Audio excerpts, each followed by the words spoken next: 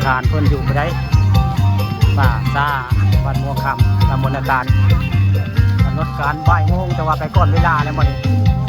ยัดฝนทำฝนตก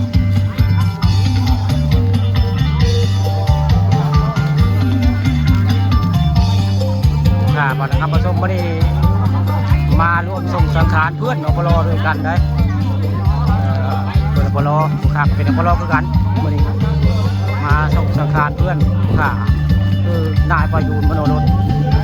อยู่บ้านม่วงคำตำบลนาการ